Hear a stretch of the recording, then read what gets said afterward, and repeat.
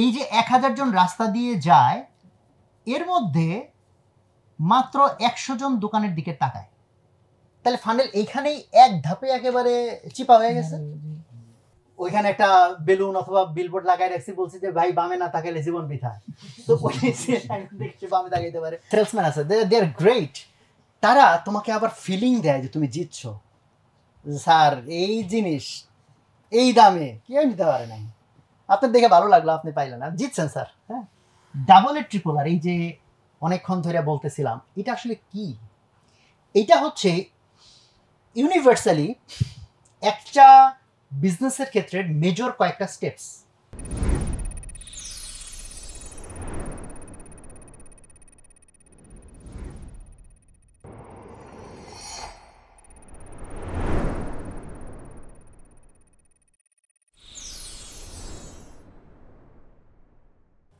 Funnel এভাবে ঢুকলো যে ধরো এটা তোমার ওয়েবসাইট, এই ওয়েবসাইটের ভিতরে প্রচুর কাস্টমার ট্রাফিক ঢুকতেছে, তাই না? সেটা ফেসবুক অ্যাড থেকে আসুক, অর্গানিকভাবে আসুক, গুগল সার্চ করে আসুক। এই ধরো মনে করো এখানে আজকের দিনে 1000 কাস্টমার এই সাইটে ঢুকছে, যেটাকে বলে ট্রাফিক। হ্যাঁ, এই 1000 ট্রাফিক বা 1000 ইউজার তোমার ওয়েবসাইটে ঢুকছে। তুমি কি মনে করো 1000 কাস্টমার যদি তোমার ওয়েবসাইটে ঢুকে থাকে, পারচেস করে বের হয়ে যাবে, সেটাও কি 1000ই হবে? না। বলে তো ভালো, আলহামদুলিল্লাহ, পৃথিবীতে এটা হলো পারফেক্ট বিজনেস, যে ভাই 1000 কাস্টমার ঢুকছে আর 1000 জনই পারচেস করে বের হয়ে গেছে।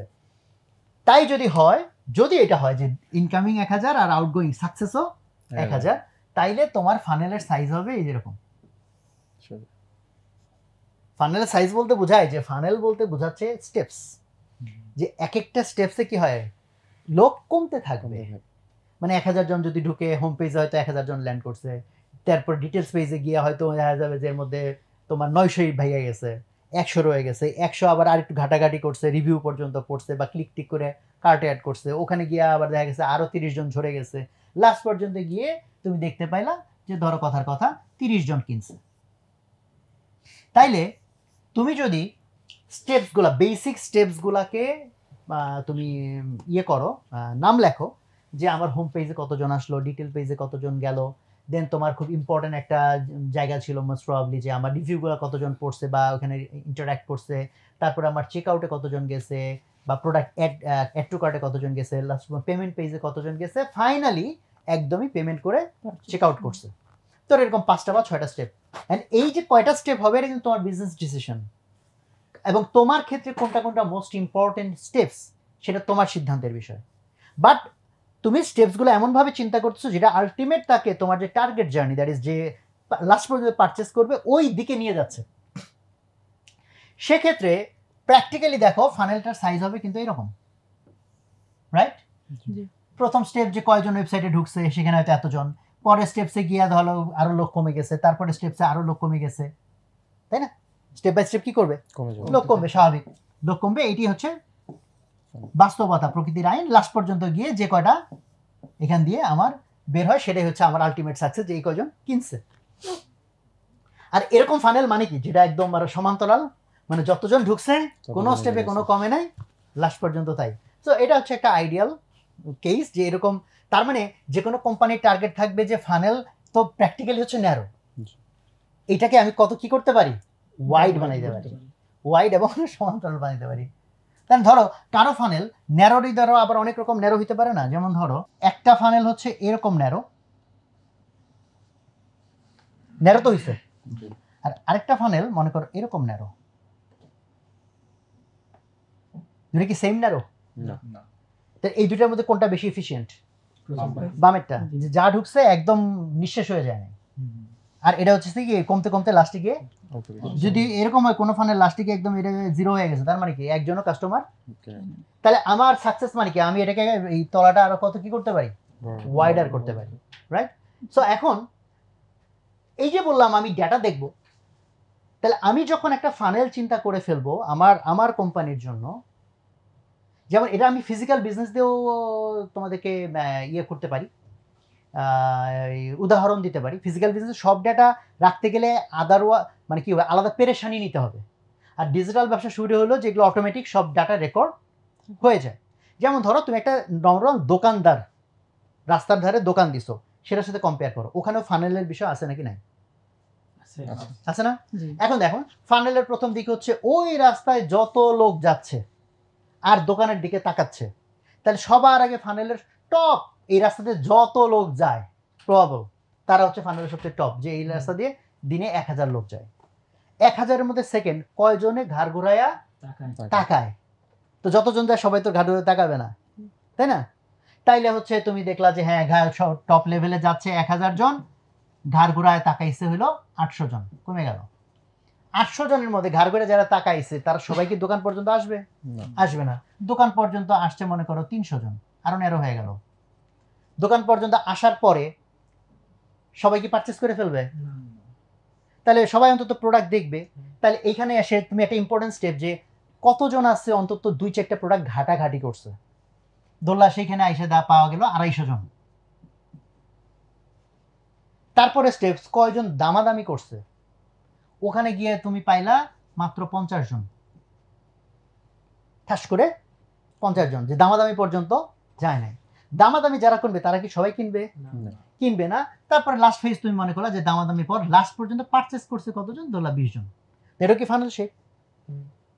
এখন তুমি যদি এই ডাটা, এখন প্র্যাকটিক্যালি এই ডাটা কিন্তু তুমি যদি আসলে কাউন্ট করতে চাও তাহলে তো ডেডিকেটেড লোক লাগায় রাখতে হবে সারাদিন গুনতে টুনতে। অনলাইনে সুবিধা কি যেগুলা আলাদা লোক রাখতে হয় এরকম না, জিনিসটা অটোমেটিক। এখন এই যে কয়টা ডেটা তুমি অবজার্ভ করতেছো, যে কয়টা তোমার জন্য ইম্পর্টেন্ট, তুমি যদি দেখো যে তোমার বিজনেস কেসে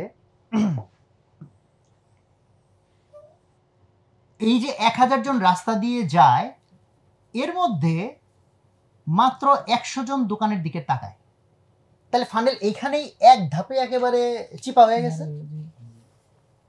বাদ বাকি অংশ মোটামুটি মনে করো এফিশিয়েন্ট। এই 100 জনের মধ্যে মনে করো যে ভালো সংখ্যক লোকই আবার দোকানে আসে, দামাদামি করে, এটা করে সেটা করে করে আলটিমেটলি এইখানেও 20 জন কেনাকাটা করে বের হয়। এখানেও আলটিমেটলি কয়জন বেরিয়েছিল? 20 জন। এই দুইটা বিজনেসের প্রবলেম কি সেম? না। এখন তুমি যদি এই দুইটা বিজনেসের প্রবলেম সলভ করতে চাও, তাহলে দেখো তোমার সবার আগে চিন্তা করা লাগবে লিক কোথায় সবচেয়ে বেশি। লিক বুঝছো? মানে কোন স্টেপে সবচেয়ে বেশি পার্সেন্টেজ অফ পিপল হারায় যাচ্ছে। কারণ ওইটা যদি আমি সলভ করতে পারি তাহলে বাকি অংশ তো মোটামুটি এফিশিয়েন্ট আছে। তার মানে আমি যত এখান দিয়ে লোক ঢুকবে, ওই যেখানে এসে মানে এটা ট্যাপ খেয়ে গেছে সেটা যদি ঠিক করতে পারি তাহলে আমি আউটপুটে কি পাইতে থাকবো? ভালো রেজাল্ট পাইতে থাকবো। এইখানে যদি তুমি কম্পেয়ার করলে যেমন ধরো আমার দৃষ্টিতে এইখানে একটা বড় ঘটনা ঘটছে, 250 থেকে ঠাস করে 50 হয়ে গেছে, 5 ভাগের 1 ভাগ। বাট অন্যান্য কোনো লেয়ারে এত পার্সেন্টেজে হয় নাই, কিনা বলে ড্রপ হয় নাই। এখানে কি হয়েছে? এখানে মনে করো যে আমি যদি স্টেপ বাই স্টেপই আঁকি, যে সেকেন্ড স্টেপ বলছিলাম কি কতজন দোকানের দিকে তাকানোর পর কতজন দোকানে এসে ঢুকে, ধরো 100 জনের মধ্যে 80 জনই ঢুকে। 80 জনের পরে বললাম যে কতজন হচ্ছে দামাদামি করে, এই ধরো 50 জন দামাদামি করে, লাস্ট পর্যন্ত কিনছে কতজন? 20 জন। তাহলে দেখা যাচ্ছে এখানে কিন্তু এই অংশটা খুবই এফিশিয়েন্ট। মাত্র 100 জন দোকানে তাকাইছে, তার মধ্যে 20 জন কিনে ফেলছে। হয় যেখানে 800 জন তাকাইছিল সেখান থেকে মাত্র 20 জন কিনছে। তাহলে এই ব্যবসায়ী সে কোন জায়গাটা সলভ করতে চাইবে? দোকানের তাকানোটা। তাহলে দোকানে যাতে তাকায়, তাহলে এইটার জন্য যদি কোনো বুদ্ধি বাইর করা যায় তাহলে সে ওখানে যদি টাইম ইনভেস্ট করে, কারণ বাকি অংশ যেহেতু এফিশিয়েন্ট, তাহলে ওখানে যদি সে টাইম এনার্জি ইনভেস্ট করে, এটা তার জন্য কি হবে? সবচেয়ে ওয়াইজ হবে, ইফেক্টিভ হবে। এখন তুমি বলতে পারো ভাই দোকানে তাকাবে কি তাকাবে না এটা আমি কেমনে কন্ট্রোল করবো? এটি বুদ্ধির খেলা। এখন দোকানে তাকানোর বিষয়টা কেমনে কন্ট্রোল করা যাইতে পারে? You could come up with great ideas. যে ধরো যদি আইনে পারমিট করে দোকানের উপর ধরো মাইক লাগাই দিছি, মাইক থেকে এমন সব কথাবার্তা বলা হচ্ছে যেখানে তাকায় দেখলো। অথবা হইতে পারে দোকানে বরাবর হাইটা চলে যায়, ওইখানে একটা বেলুন অথবা বিলবোর্ড লাগাই রাখছি, বলছি যে ভাই বামে না তাকাইলে জীবন বৃথা, তো ওই দেখছি বামে তাকাইতে পারে। মানে যত রকম আইডিয়া তুমি চিন্তা করতে পারো, যদি হয় এইটাই তোমার ক্রাইসিসের মেইন জায়গা। ওয়ারেজ এই ব্যবসায়ের জন্য এটা কিন্তু ক্রাইসিসের মেইন জায়গা না। যত লোক রাস্তা দিয়ে যাচ্ছে, মেবি তার দোকানের লোকেশনটা এমন যে তার একটা অ্যাডভান্টেজ, যে লোকেশনটাই এমন যে 800 লোক এমনিতেই নজর পড়ে, তার মধ্যে একটা বড় সংখ্যক দোকানে চলে যাচ্ছে। বাট এইখানে গিয়ে দেখা যাচ্ছে যে যত লোক মাল দেখছিল তার মধ্যে খুব কম লোক দামাদামি করছে। এইখানে গিয়ে তখন সে নজর দিবে যে এইখানে কোনো ঘাপলা হচ্ছে কিনা। যেমন এখানে ঘাপলাটা এরকম হইতে পারে যে এখানে দেখা গেল যে মাত্র 80 জন লোক মাল দেখছে, 50 জন দামাদামি করছে, আর এখানে 250 জন মাল দেখছে, মাত্র 50 জন দামাদামি করছে। তো এটা অনেক এফিশিয়েন্ট, এটা অনেক কম এফিশিয়েন্ট।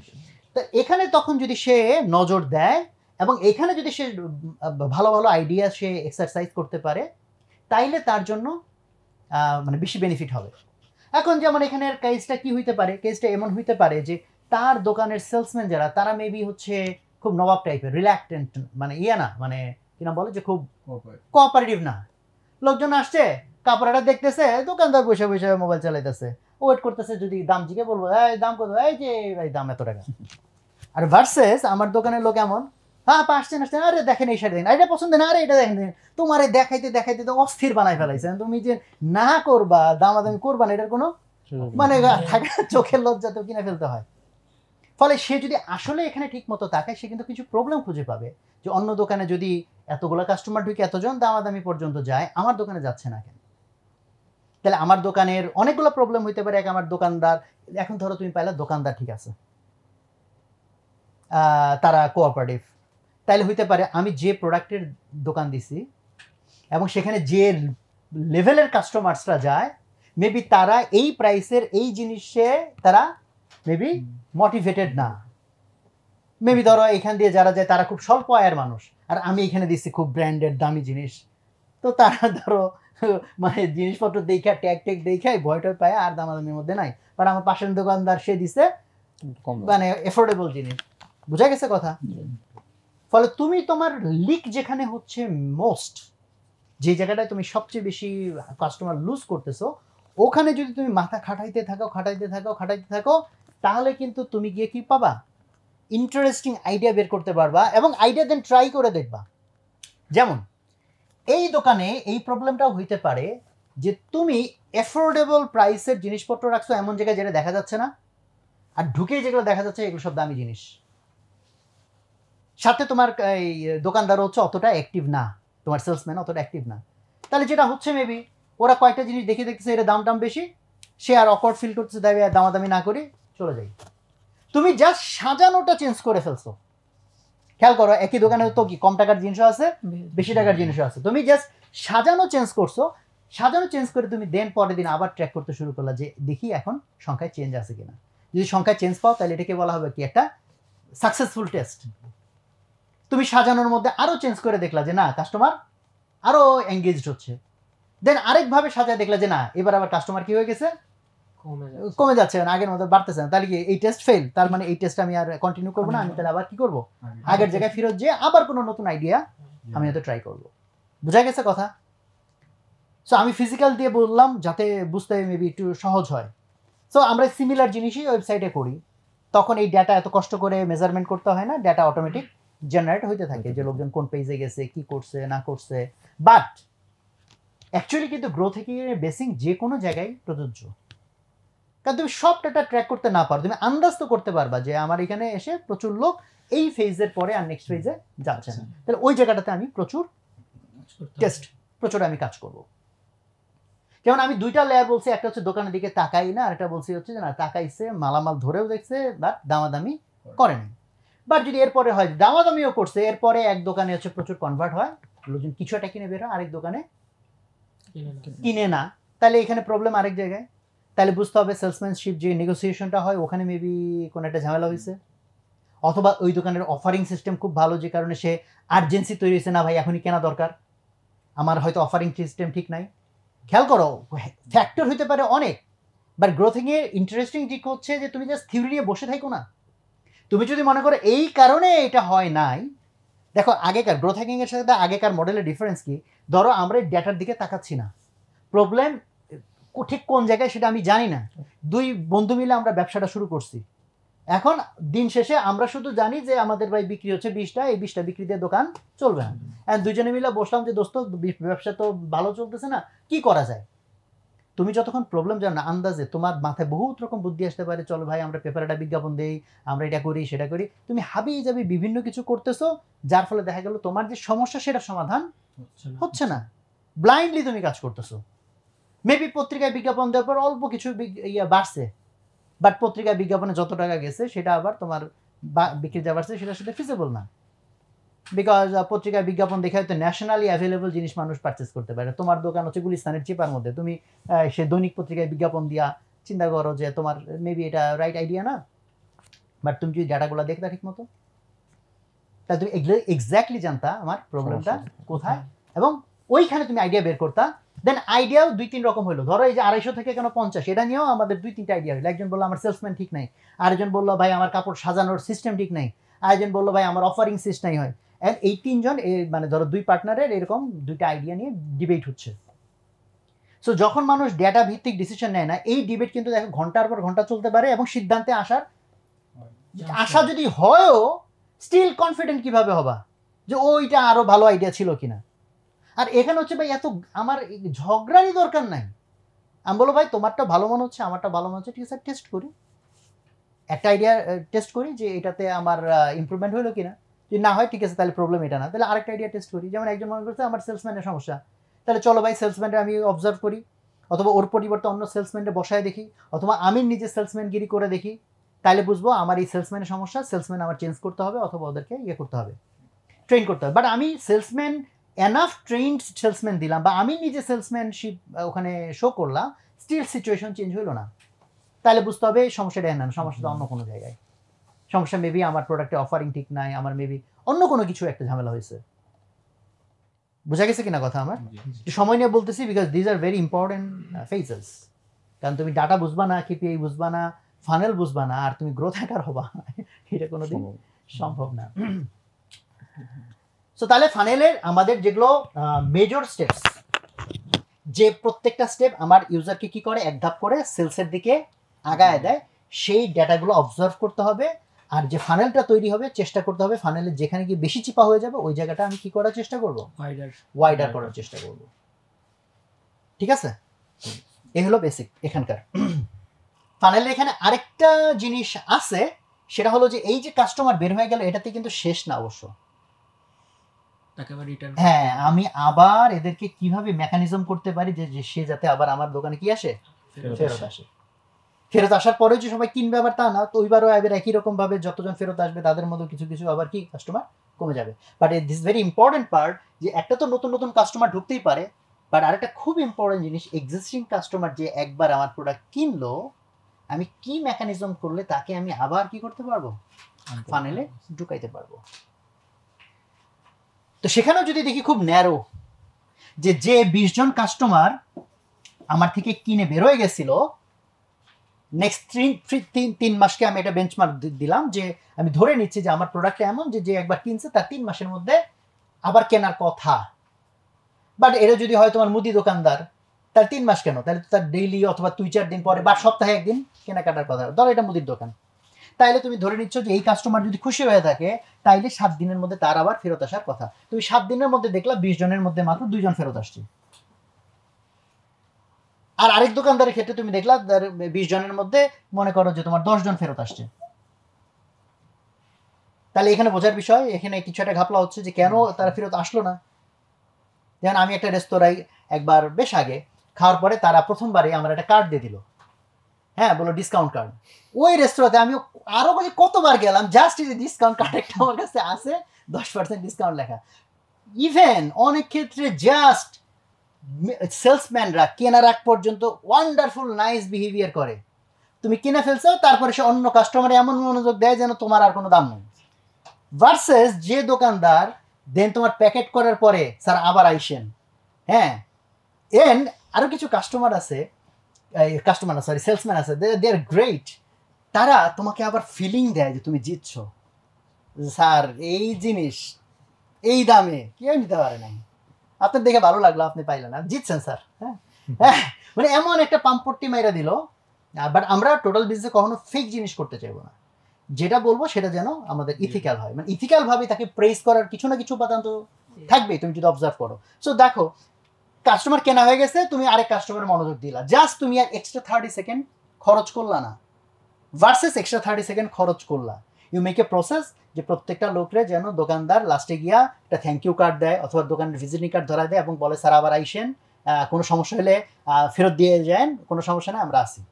তাহলে রিটার্ন কি কতজন রিকোয়ার করবে, এটা কি তাই সেম হবে যদি তুমি এই আচরণ করো আর না করো?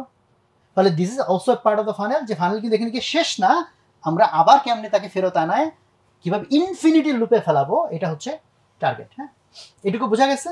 ওকে, তাহলে এখন আসো যে আমাদের ডাবল এর ট্রিপল আর, এই যে অনেকক্ষণ ধরে বলতেছিলাম, এটা আসলে কি? এটা হচ্ছে ইউনিভার্সালি একটা বিজনেসের ক্ষেত্রে মেজর কয়েকটা স্টেপস, মানে ফানেল যে তুমি চিন্তা করবা সেই ফানেলের মেজর কয়েকটা স্টেপস, যদিও স্টেপস এই এক একটার ভিতরে আবার অনেক রকম স্টেপস আছে, বাট এগুলো হচ্ছে বেসিক কয়েকটা স্টেপ বলতে পারো। সো স্টেপস বা পিলার বা হোয়াট এভার বলতে পারো। তো আমরা যখন কেপিআই অ্যানালাইসিস নিয়ে কথাবার্তার মধ্যে এই পর্যন্ত আসছি, এই পর্যন্ত আমরা বুঝছি যে বিশেষ কিছু ডেটার দিকে আমাদের নজর দিতে হবে। ওই আলোচনাতেই কিন্তু এখন পর্যন্ত আছি। সেই ডাটাগুলা ধীরে ধীরে ধীরে ধীরে ছোট হয়ে আসে, সেটাও আমরা বুঝছি। বাট ইন জেনারেল কোন কোন ডেটা আসলে আমার কাজ করার ডেটা, কোন কোন বিষয় আমার ফোকাস করার বিষয়, সেইটাই এই ফ্রেমওয়ার্কের মধ্যে আসছে, যেখানকার প্রথমেতে বলা হয়েছে অ্যাকুইজিশন। বানান ভুল হইলে বলে দিও আমারে। অ্যাকুইজিশন, অ্যাকুইজিশন এই শব্দটার সাথে হয়তো অনেকে যারা ডিজিটাল অঙ্গনে কাজ করে হয়তো পরিচিত। অ্যাকুইজিশন মানে কি? ইউজার অ্যাকুইজিশন মানে নতুন নতুন ইউজার আমি কেমনে নিয়ে আসবো। দোকান হলে নতুন নতুন দোকান লোকজন কেমনে আমার দোকান আসবে, ওয়েবসাইট হলে নতুন নতুন ইউজার কেমনে আমার ওয়েবসাইটে ঢুকবে, ফেসবুক পেজ হলে নতুন নতুন ইউজার কিভাবে আমার পেজে আসবে বা লাইক দিবে বা গ্রুপের মেম্বার হবে, right? This are call acquisition. এটা একটা ফেজ, এটা একটা কি বলে পর্যায়। নাম্বার 2 যে এটা হচ্ছে অ্যাক্টিভেশন। মানে এগুলো আমরা ডিটেলে যাব, কিন্তু এগুলো নিয়ে আমাদের মানে বাদ বাকি পুরো আলোচনায় ধরো এগুলো ডিটেলস নিয়ে, বাট আজকে হচ্ছে জাস্ট পরিচয়। অ্যাক্টিভেশন, অ্যাক্টিভেশন মানে হইতেছে নামে পরিচয়, অ্যাক্টিভেট করা, সক্রিয় হয়ে ওঠা। অ্যাক্টিভেট করা মানে কি? অ্যাক্টিভেট করা মানে হইতেছে যে তুমি তোমার ওয়েবসাইটে আনছো, তোমার ক্লোদিং ব্র্যান্ড ওয়েবসাইট আসছে, দেখছে একটু কয়টা প্রশংসক আছে, দেন দেখলা যে তুমি অ্যানালিটিক্স থেকে দেখলা যে কয়েক সেকেন্ড পরেই বেশিরভাগ ইউজার সাইট থেকে চলে গেছে। বা তুমি একটা নতুন সোশ্যাল মিডিয়া বানাইছো, আসছে কিছু ক্লিক টিক করছে, 2-4 পেজ গেছে, আর খবর নাই। যে কোনো একটা অ্যাপ একবার দুইবার ইউজ করছে বা একবার যখন ঢুকছে, ঢোকার পরে কিছু কিছু করছে জিনিসপত্র, তারপরে আর সে ইউজ করে নাই, চলে গেছে, আর ফিরে আসেনি। তার মানে এদেরকে বলা হবে যে এরা অ্যাক্টিভেটেড হয় নাই। অ্যাক্টিভেটেড হওয়া মানে হইতেছে এটার ভিতরে জমে যাওয়া, এটার মধ্যে আটকে যাওয়া। যেমন আমি যদি প্র্যাকটিক্যাল এক্সাম্পল বলি, ফেসবুকের একদম রিয়েল এক্সাম্পল, ফেসবুকের অ্যাক্টিভেশন ফেজে তাদের জন্য অ্যাক্টিভেশন মানে কি ছিল? মানে ছিল as it is a social media, activation মানে হচ্ছে যে নতুন যে কোনো একজন যে অ্যাকাউন্ট খুলে ফেসবুকে ঢুকছে, ঢোকার পর যদি হয় যে হ্যাঁ সে অনেক অ্যাক্টিভিটি করতেছে, ফ্রেন্ড পাতাচ্ছে, তারপরে স্ট্যাটাস দিতেছে, অন্য স্ট্যাটাসে গিয়ে কমেন্ট করতেছে, তাহলে বোঝা যাবে সে কি হয়েছে, অ্যাক্টিভেটেড হয়েছে। ফেসবুকের আর্লিতে দেখা গেল যে প্রচুর ইউজার ফেসবুকে যারা ঢুকছে সেকেন্ড টাইম আর কেউ আসতেছে না। তখন তারা যখন ডেটার গভীরে গেল, যে তারা একটা জিনিস দেখতে পাইলো যে যেসব লোক দ্রুত 7টা ফ্রেন্ড বানাইছে তারা বেশিরভাগ টিকে গেছে, আর যেসব লোক 7-এর কম ফ্রেন্ড বানাইছে তাদের বেশিরভাগ ফেসবুকে আর টিকে নাই। কারণ তখন তো ফেসবুক নতুন, কি করা না করা যায় মানুষ তখন জানে না। তো এটা হচ্ছে তারা ডাটা থেকে পাইছে, 7-এর কম বেশিটা এটা তাদের জন্য। যেমন এটা টুইটারের ক্ষেত্রে ছিল মেবি 30 বা এরকম কিছু, যারা 30 জনকে ফলো করছে বা এরকম কিছু, বাট এটা বিজনেস টু বিজনেস, তার ডেটা দেখছে যে হ্যাঁ এরকম একটা নাম্বারের উপরে যাদের ফ্রেন্ড তারা হচ্ছে টিকে থাকার, লেগে থাকার, মানে টিকে যাওয়ার চান্সটা বেশি ছিল। তার মানে তারা অ্যাক্টিভেটেড হওয়ার তারা একটা ক্লু পাইলো যে ফ্রেন্ড কম আর বেশি হওয়ার মধ্যে ডিফারেন্সটা কি। ফ্রেন্ড যদি বেশি হয় তার মানে তো ওই আমলে তো ফেসবুক তার মানুষ অত ইউজ করতো না, বাট অ্যাটলিস্ট কিছু ফ্রেন্ড থাকলে কিছু না কিছু, কেউ স্ট্যাটাস দিছে, কেউ এই করছে, কেউ ছবি শেয়ার দিছে, দেন তুমি না তখন গিয়ে হোম পেজে ফিডের মধ্যে কিছু জিনিস পাবা, দেন তোমার কিছু করার থাকবে। তোমার ফ্রেন্ডে হলো 7-এর কম, ধরো 3 জন, সেই 3 জন আবার নতুন, ঠিক মতো জানেও না ফেসবুকে কি করতে হয়, তো তুমি ঢুকছো, ঢুকে দেখো যে ধুধু মরুপ্রান্তর, তো ঢুকে দেখলো যে ভাই এটা কি জিনিস, হ্যাঁ একবার দুইবার ঢুকে দেখছো ধুধু মরুপ্রান্ত, কিছু নাই এখানে করার, সো তুমি নাই। বাট ফেসবুক তখন প্রবলেমটা বুঝলো, তাহলে কাহিনীটা কি, যদি এনাফ ফ্রেন্ড না থাকে, এনাফ অ্যাক্টিভিটি থাকবে না, আর এনাফ অ্যাক্টিভিটি না থাকলে লোকজন এটা ইউজ করবে না। তখন যেমন তারা এই টেস্টটা করছে যে অ্যাড ফ্রেন্ড যে অপশনটা, এটা আগে ছিল ভিতর দিকে, এটা তো ক্রমাগত ওরা টেস্ট করে, এইটাকে তখন শুরুর দিকে ফেসবুক একদম ফ্রন্টে নিয়ে আসলো। লগ ইন করার পরেই একদম মানে সবচেয়ে প্রমিনেন্ট ফিচার হচ্ছে অ্যাড ফ্রেন্ড, মানে ওকে ওকে বারবার করে ওইখানে প্রমোট করে নিয়ে আসতে। তো বলে যে যখন সে এনাফ অ্যাড করে ফেলতেছে, তারপরে আর কিন্তু তার ওই কি হয়, অ্যাক্টিভেশনের প্রবলেমটা থাকলো না। বুঝা গেছে কথা? তাহলে এক একজনের ওয়েবসাইটে কিন্তু এক এক রকম জিনিসকে তুমি অ্যাক্টিভেশনের সংজ্ঞাতে ধরবা। অ্যাক্টিভেশনের জেনারেল সংজ্ঞা হচ্ছে আমার ওয়েবসাইটে যে আসছে, এসেই সে বিদায় হয়ে যায়নি, সে কিছু একটার মধ্যে কি হয়েছে, এঙ্গেজড হয়ে গেছে। সেটা বিজনেসের ন্যাচারের উপর ডিপেন্ড করবে যে আমি এঙ্গেজটা আমি কিভাবে করব, ঠিক আছে? তো এগুলো ডিটেল আমার আসবে, বাট বেসিক সংজ্ঞাটা বোঝা গেছে কিনা। এরপরে বাকি তিনটা আর, এটা বিজনেস টু বিজনেস কোন আর এর নাম আগে লিখবা, কোন আর এর নাম পরে লিখবা, এটা ডিপেন্ড করবে। যেমন এই বইতে এই আর এর প্রথম নাম দিছে রিটেনশন। রিটেনশন, রিটেনশন মানে কি, বারবার ফিরে আসা। সো অ্যাক্টিভেশন মানে কিন্তু বারবার ফিরে আসা মূলত না। অ্যাক্টিভেশন মানে হচ্ছে আমি যে প্রথমবার ঢুকছি, ঢুকেই আমি কোনো কিছু নিয়ে কি হয়েছি, মানে এঙ্গেজড হয়ে গেছি কিনা, মানে এটার ভ্যালুটা আমি বুঝে ফেলছি কিনা, হ্যাঁ মজা পেয়ে গেছি কিনা। হ্যাঁ অ্যাক্টিভেশন মানে হচ্ছে কি, মজা পাইছি কিনা, এটা আসছি কিনা, এটা হলো কি মজা পাইছি কিনা।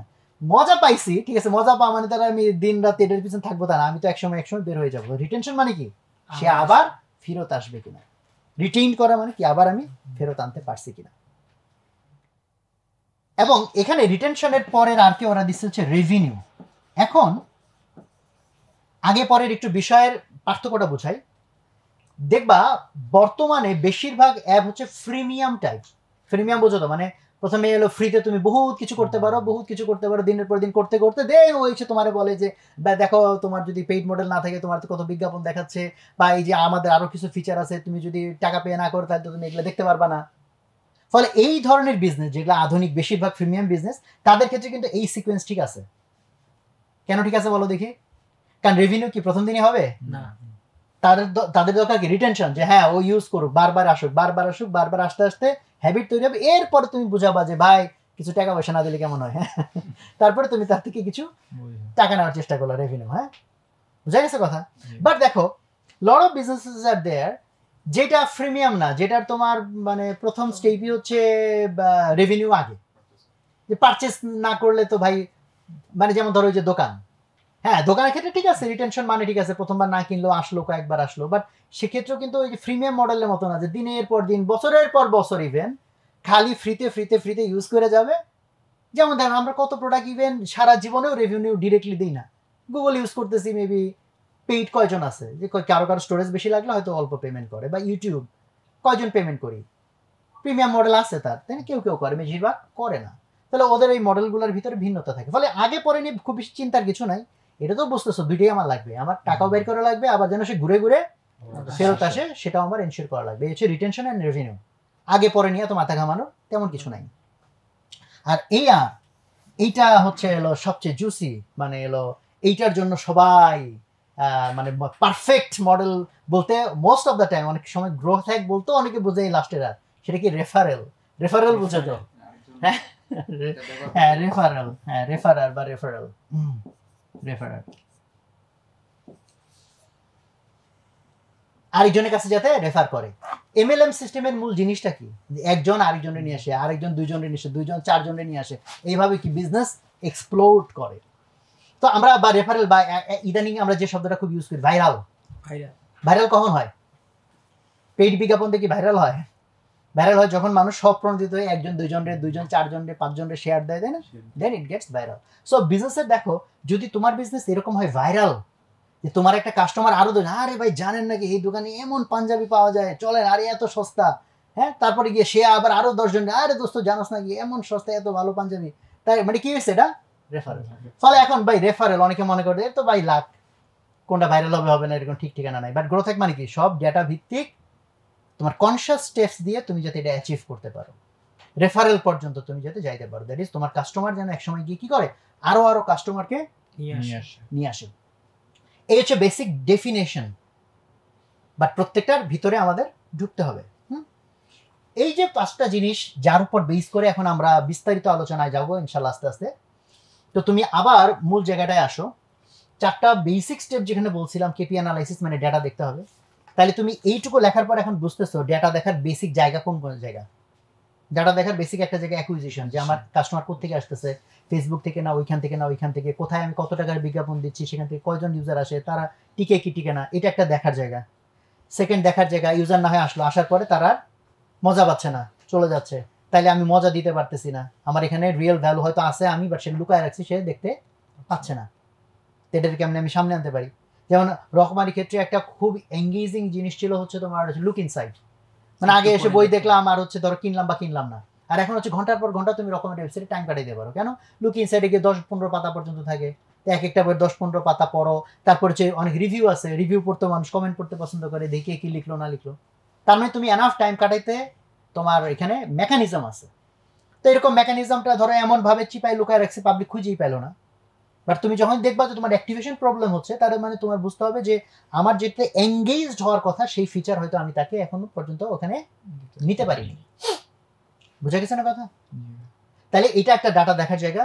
দেন ডাটা দেখার জায়গা রিটেনশন, মানে ওই ইউজার বারবার আসতেছে কিনা। বারবার যদি না আসে তাইলে হচ্ছে বুঝতে হবে যে আমার কোথাও একটা ঘাপলা হচ্ছে, তাহলে আমি একের পর এক বিভিন্ন রকম টেস্ট রান করবো, বিভিন্ন আইডিয়া জেনারেট করবো। ওই যে পরের যে 3টা পয়েন্ট, কি করব, ডাটা দেখবো, আমি ডাটা দেখার পর কি করব, আইডিয়া জেনারেট করব। এখন আইডিয়া যখন জেনারেট করবা, কোনটার উপর আইডিয়া জেনারেট করবা, এটা না এটা না এটা না এটা না এটা, অ্যান্সার হতে পারে সব, আবার অ্যান্সার হতে পারে আমি প্রায়োরিটাইজ করে নিতে পারি। দেন হচ্ছে পরের পয়েন্ট, প্রায়োরিটাইজিং দ্য আইডিয়াস।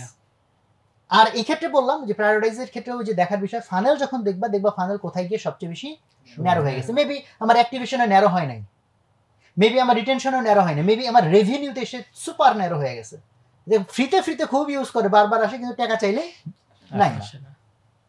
তাইলে ওখানে আমার নিশ্চিত অনেক রকম টেস্টিং করে আমি যাতে তাকে রেভিনিউ দ্যাট ইজ তাকে পারচেস পর্যন্ত নিতে পারি, তাহলে ওইখানে আমার প্রচুর কাজ করা লাগবে। তাহলে তুমি দেখবা যে প্রবলেম আমার এইখানে, তাহলে বাকি এগুলো নিয়ে তো আমার আগে কাজ করা দরকার না, আমার আগে কাজ করা দরকার এটা নিয়ে। বোঝা গেছে কথা?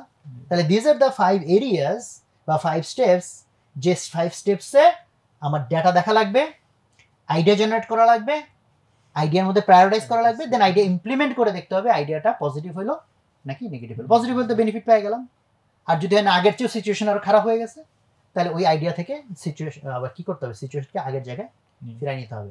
এই যে যতটুকু বললাম এইটুকু নিয়ে তোমাদের কি প্রশ্ন আছে বা কোথাও বুঝো নাই বা কোথাও আরো ক্লারিফিকেশন লাগবে এরকম থাকলে বলতে পারো। নাই?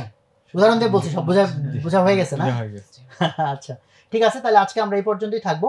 এরপর দিন থেকে আমরা ইনশাল্লাহ এই 5টার ডিটেইলে যাবো, যেখানে হলো ধরতে পারো প্রথম ফেজ একটা হলো বেসিকের পর আজকে আমরা একটা লেয়ারে আসছি, মানে গ্রোথ হ্যাকিং এর পিকচারটা ক্লিয়ার হওয়া শুরু করছে, আর এখন এটা ইমপ্লিমেন্টেশন লেয়ার, যে ট্রুলি আমি কিভাবে কাজটা করব সেই ধাপটাতে ইনশাল্লাহ আমরা এরপরের দিন থেকে যাব। ঠিক আছে, আসসালামু আলাইকুম। 1 লক্ষাধিক পণ্য আর অসংখ্য সুবিধা নিয়ে আস্থার রকমারি আপনার দোরে। বই, gadgets, home appliance, foods, fashion, kids. ভেবে বলুন তো বইয়ের সাথে আপনার প্রয়োজনীয় কোন জিনিসটি নেই রকমারিতে। 3 লক্ষাধিক বই, 11,000 plus kids item, 4,500 plus grocery ও অর্গানিক পণ্য, 14,000 plus electronics and appliance, 12,000 plus beauty ও skin care item, 4,500 gadgets and gears, 5,500 kitchen item, 12,000 plus furniture item, 1,500 plus sports and fitness, 19,000 plus stationery ও অফিস সরঞ্জাম, 2,000 প্লাস ইসলামী উপকরণ, 1,000-এরও বেশি automotive and bike accessories. যা কিছু দরকারি সাথে আছে রকমারি। বই ও পণ্য অর্ডার করতে ভিজিট করুন এখনই।